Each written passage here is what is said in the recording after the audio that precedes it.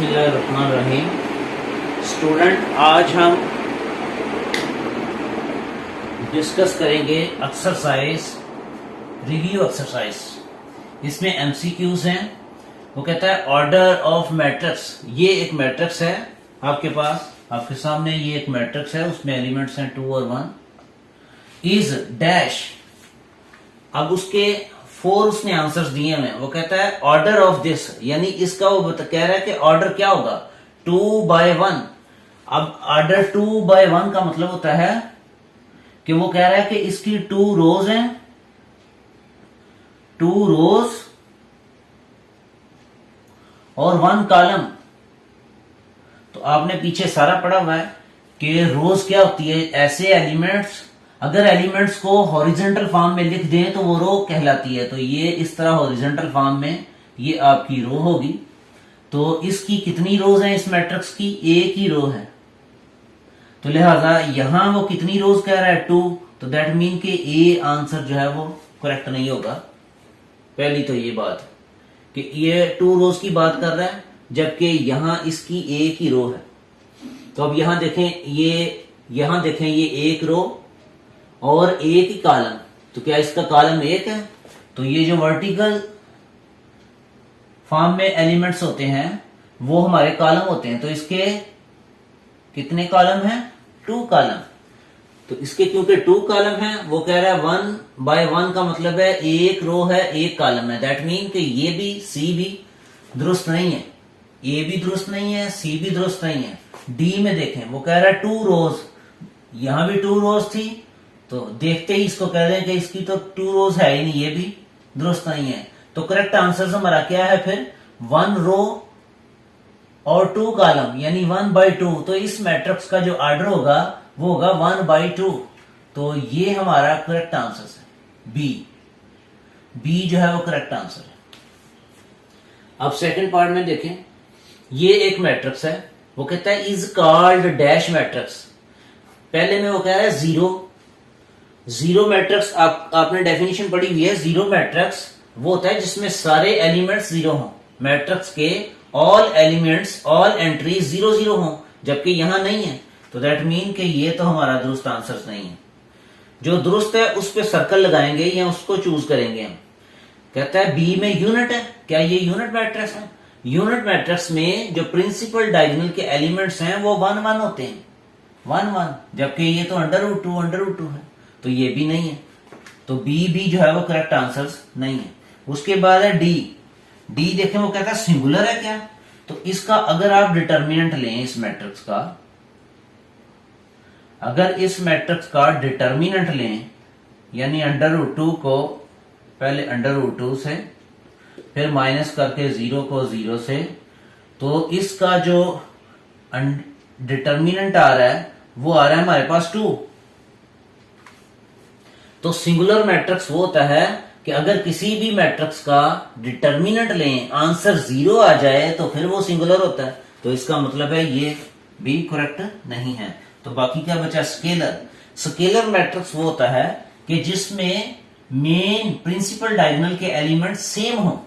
तो देखें दोनों सेम है, √2। तो दैट मीन कि करेक्ट आंसर हमारा क्या है? सी। अब नेक्स्ट देखते हैं।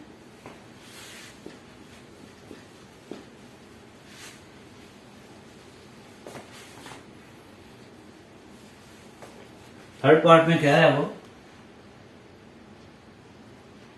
विच is order of a square matrix.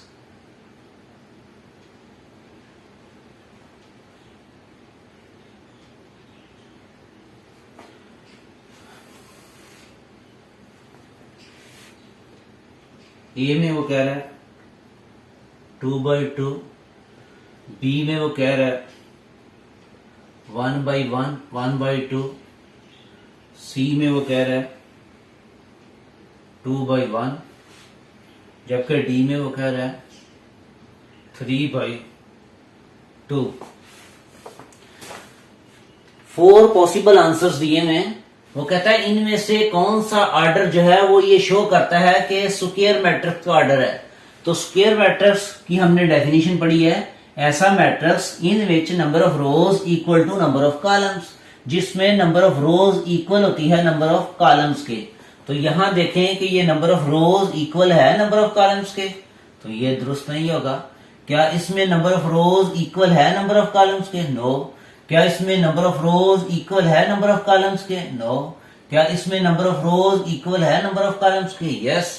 तो वो कह रहा था कि which order of A square matrix, तो ये जो है स्क्वायर मैट्रिक्स का ऑर्डर है। तो ये था हमारा दुरुस्त आंसर। नेक्स्ट चेक करते हैं।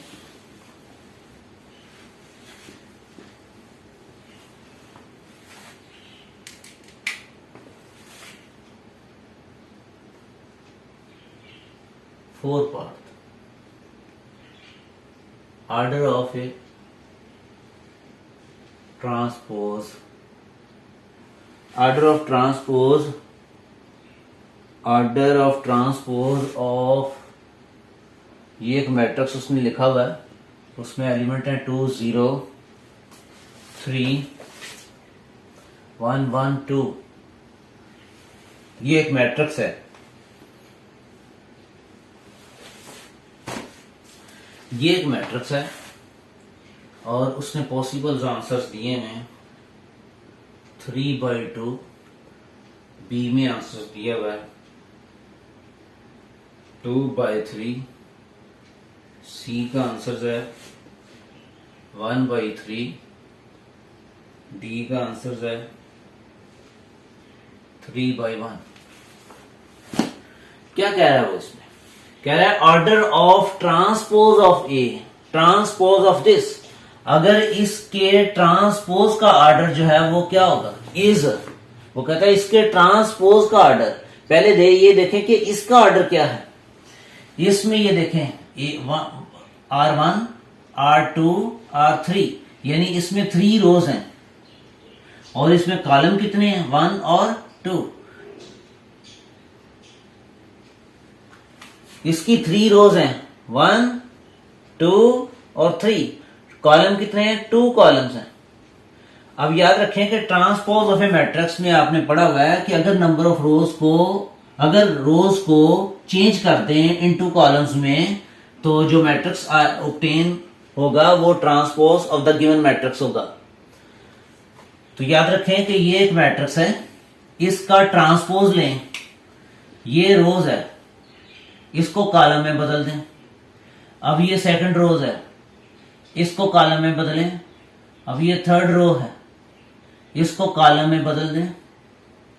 तो इसकी रोज को हमने कॉलम में बदल दिया, तो फिर दैट मीन कि इस मैट्रिक्स का ये क्या कहलाएगा? ट्रांसपोज।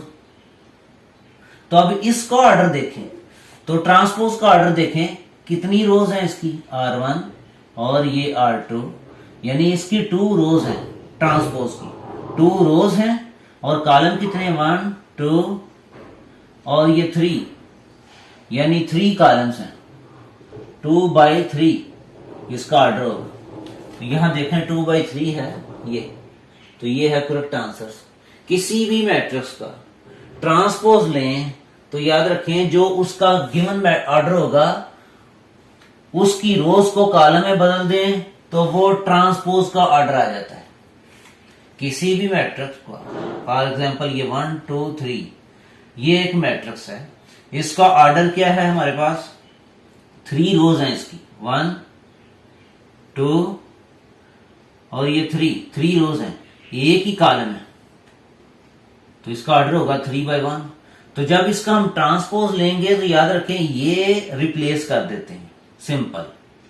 तो इसको रिप्लेस करेंगे तो इसका ऑर्डर आएगा 1/3। तो किसी भी मैट्रिक्स का, ये मैट्रिक्स था, इसका ट्रांसपोज का वो ऑर्डर वो पूछ रहा था, तो ट्रांसपोज का ऑर्डर, इसकी 3 रोज थी, रोज इधर आ जाएंगी, इसके 2 कॉलम्स थे, कॉलम इधर आ जाएंगे। तो ये आ गया इसका correct answer, B is the correct answer. Next,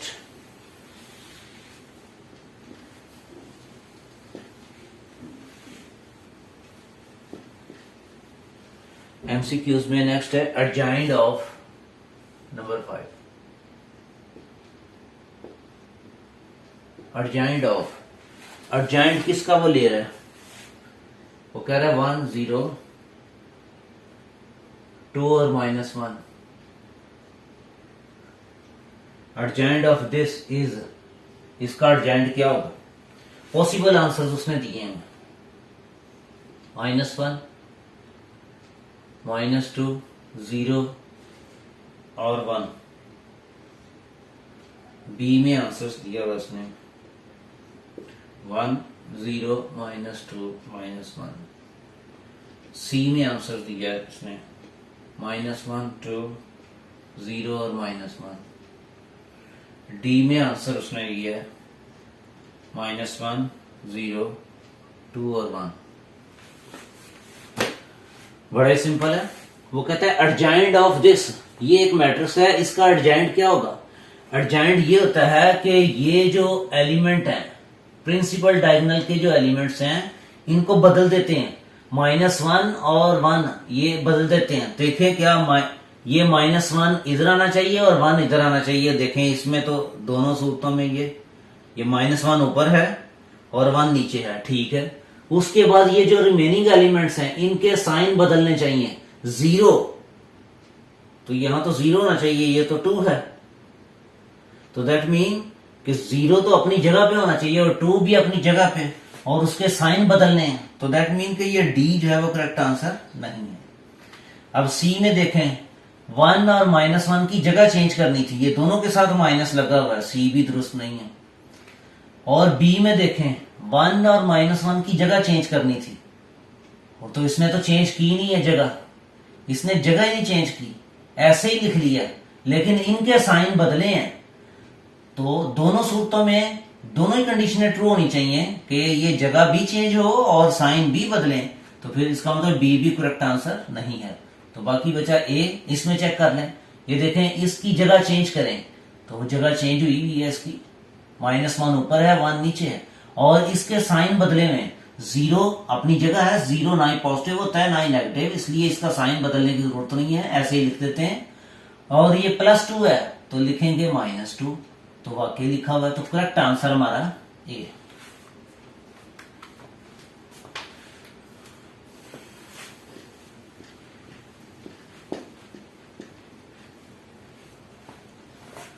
six part है इसका।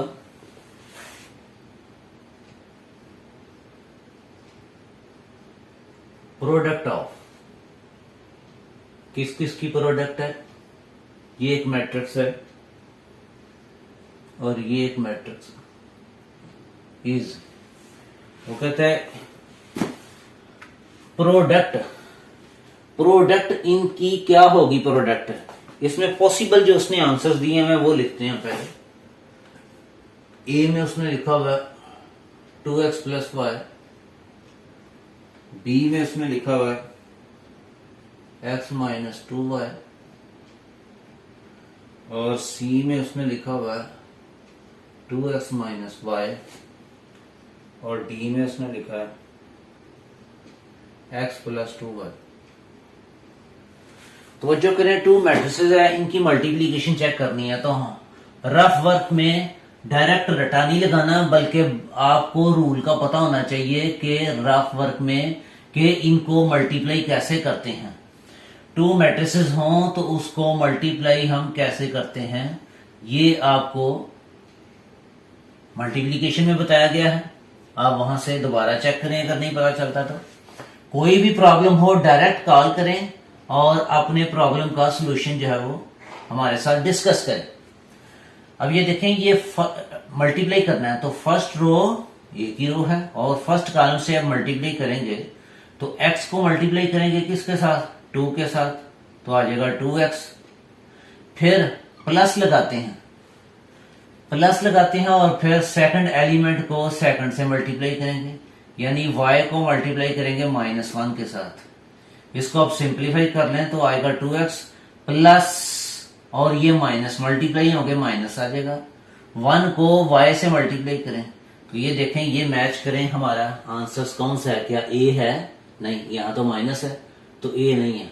यहाँ x - 2 है, यहाँ 2x - y है, ये भी नहीं है।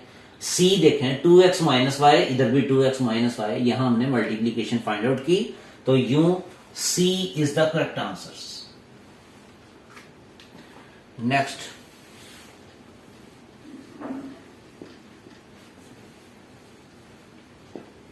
ये हम डिस्कस कर रहे हैं एमसीक्यूज को। एक एक नंबर के लिए फाइट होती है, तो लिहाजा किसी भी क्वेश्चंस को आप ये नहीं कह सकते कि ये इतना अहम नहीं है।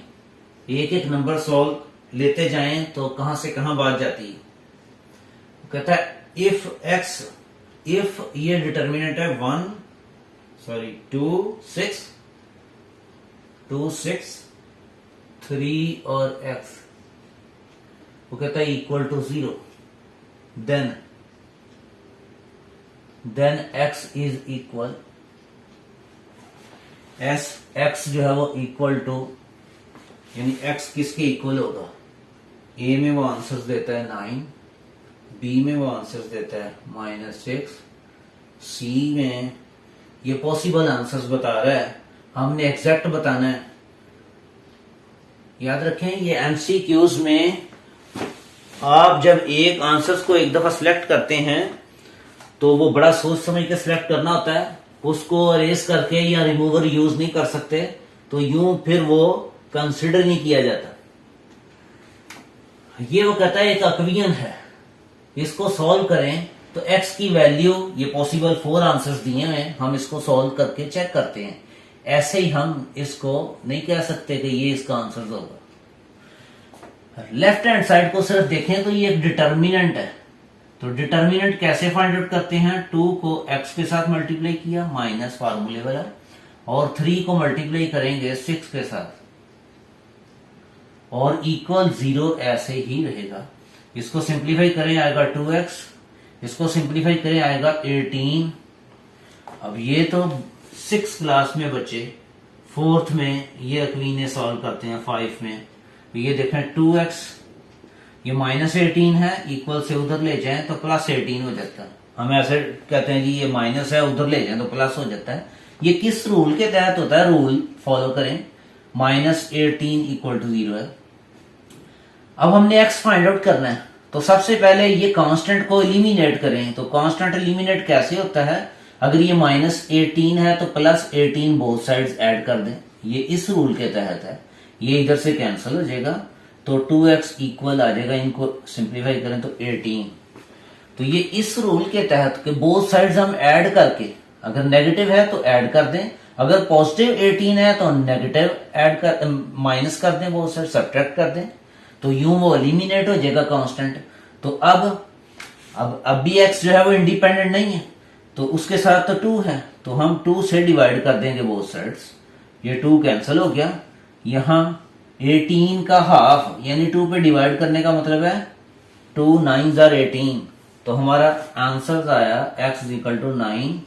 तो देखें इसमें a जो है वो करेक्ट आंसर है। तो यूं हमने x की वैल्यू फाइंड आउट की। उसके बाद है लास्ट है नंबर 8।